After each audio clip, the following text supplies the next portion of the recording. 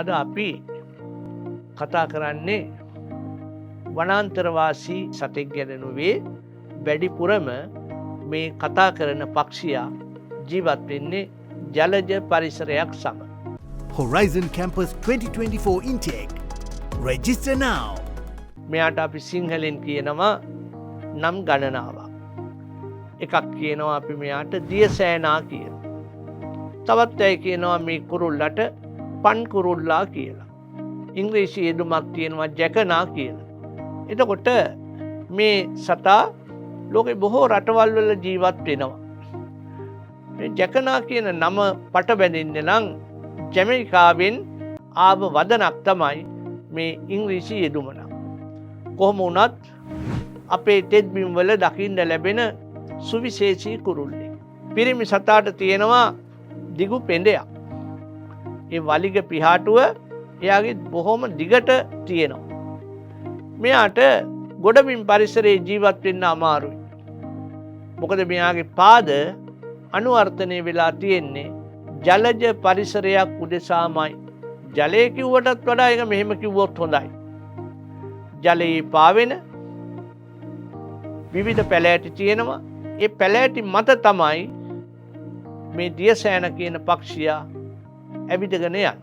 නිදසුනක් හැටියට ගත්තොත් ඕලු, නෙළුම්, මානෙල් මේ වගේ ජලජ පැලෑටි වල පත්‍ර මත මෙයාට ඇවිදලා යන්න පුළුවන් විදිහට තමන්ගේ පාදවල ඇඟිලි පුදුම විදිහට දික් වෙලා තියෙනවා. ඒක විශේෂයෙන්ම අපි බැලිය යුතු දෙයක්. තමන්ගේ පාදවල ඇඟිලි හරියට බාල්ජි කොක්කක් වගේ දික් වෙලා තියෙනවා මේ ජලජ පරිසරයේ තියෙන ශාක මත ඇවිදගෙන යන්න. එතකොට මෙයා වැඩිපුර මාළු කන්න කැමති නැහැ. ජලජ පැලෑටි ආහාරයට ගන්නවා. කෘමීන් ආහාරයට ගන්නවා. ඒ වගේ සර්වභක්ෂක කෙනෙක්. නමුත් මාළු කන බවක් වැඩිපුර වාර්තා වෙන්නේ. මෙයාගේ තියෙනවනේ පුදුම හැසිරීමක්. මේ දියසෑනගේ කිරිල්ලි බිත්තර දැමීම සඳහා අනිත් කුරුල්ලෝ වගේ වෙනම කූඩු හදන්නේ. විවිධ කොළරොඩු ගෙනල්ලා පරණැල් ගෙනල්ලා කූඩු හදන්නේ. මෙයා කරන්නේ අර නෙළුම් කොළම තමයි යොදාගන්නේ කූඩු සෑදීමට. මෙයා ඇවිදින්නේ නෙළුම් කොළවල. ඊළාට ගත්තහම විවේක ගන්නෙත් නෙළුම් පත්‍ර මත. ඊළාට පෙරපෙම් හැසිරීම් පවා ඕලු, නෙළුම්, මානෙල් වගේ පත්‍ර මත. මෙයා බිත්තර දාන්නෙත් නෙළුම් කොළ උඩ. කෙනෙකුට හිතෙනවා නෙළුම් කොළ උඩ බිත්තර දැම්මෙන් පස්සේ ඒක වතුරට වැටෙනවානේ. එහෙම නෙවෙයි. මෙයා කරන්නේ නෙළුම් කොළයක එහෙම නැත්නම් ඕලු පත්‍රයක බිත්තර දාලා කොළේ දෙකට නමන.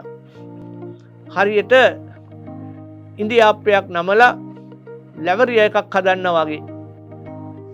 කැන්ද කොළේ නමලා හැලපයක් හදන්න වගේ මෙයා පත්‍රේ නමලා ඒ බිත්තරත් එක්ක පත්‍රේ නමලා ඒක පරණැල් වලින් අවුරනවා.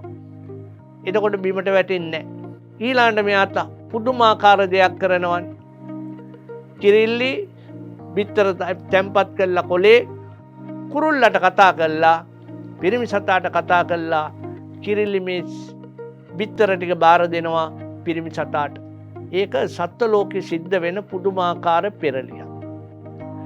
කිරිල්ලි තමන්ගේ ස්වාමියාට මේ බිත්තර ටික බාර දීලා කිරිල්ලි එදාම තවත් ස්වාමියෙක් සොයාගෙන යනවා.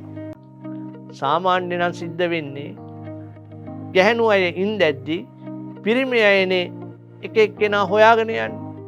නමුත් මේ දියසෑනෑ විස්තරේ ඊට වෙනස්.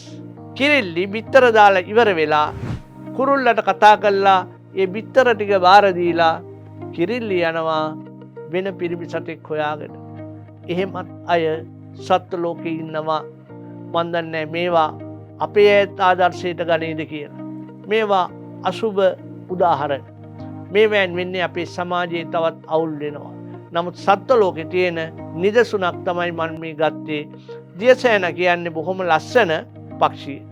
මෙයාගේ පිරිමි සතා ලස්සන වුණාට ගැහැණු සතාට ඊතරම්ම ලස්සන පිහාටු පිහිටලා නැහැ. නිර්මාණශීලී තත්ත්වයක් අපිට දකින්න අමාරුයි. බොහොම ස්තුතියි.